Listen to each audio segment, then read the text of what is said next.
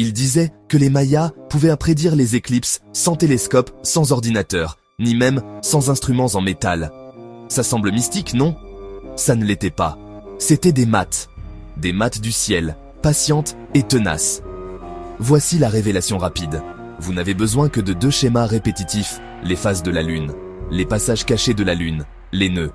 Les éclipses ne se produisent que lorsqu'une nouvelle lune ou une pleine lune passe près d'un nœud. Donc, si vous suivez ces rythmes, vous pouvez prévoir les ombres. Les Mayas ont fait exactement cela.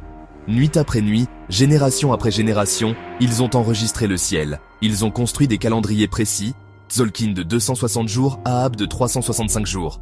Mais surtout, dans le Codex de Dresde, une table des éclipses. Cette table couvre 11 960 jours, soit 33 ans couvrant 405 mois lunaires.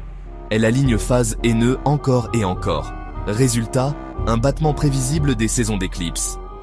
Les éclipses n'apparaissent pas au hasard. Les fenêtres d'éclipses se répètent tous les 6 mois.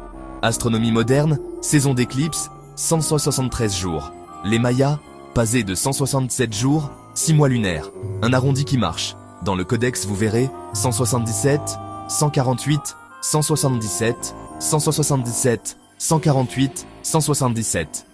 Ce sont les intervalles entre fenêtres d'éclipse. Le saut de 148 jours corrige la dérive. Avec ce jeu de 167 et 148, les scribes marquèrent les dates futures. Ils cartographiaient ces fenêtres sur le Tzolk'in. Ils associaient présages et rituels au jour. Les prêtres pouvaient annoncer, à ce nom sacré, regardez le soleil mordre. Quand cela arrivait, l'autorité grandissait. Quand les nuages gâchaient la vue, les maths restaient invalables. La table inclut des points de correction, petits glyphes pour ajuster le compte. Ce n'est pas de la prophétie, c'est de la calibration. Ils ne tracèrent pas la totalité exacte comme une carte moderne. Ils prédisaient des saisons, et souvent le bon mois. C'est une histoire humaine. Marches en pierre, torches, regard vers le ciel. Les enfants grandissent, les anciens transmettent les tables. 33 ans de date. Préparation pour 2 générations. C'est de la continuité, pas de la magie. Le mystère résolu. Les Mayas prédisaient avec des cycles. La Lune se réinitialise tous les 29,5 jours. Les saisons d'éclipse reviennent 2 fois par an. Empilez les rythmes, corrigez la dérive et vous attrapez le soleil. Aujourd'hui, on utilise aussi le Saros. Les Mayas avaient leur propre version élégante. L'univers est répétitif. Si vous observez assez longtemps, le ciel vous enseigne le code.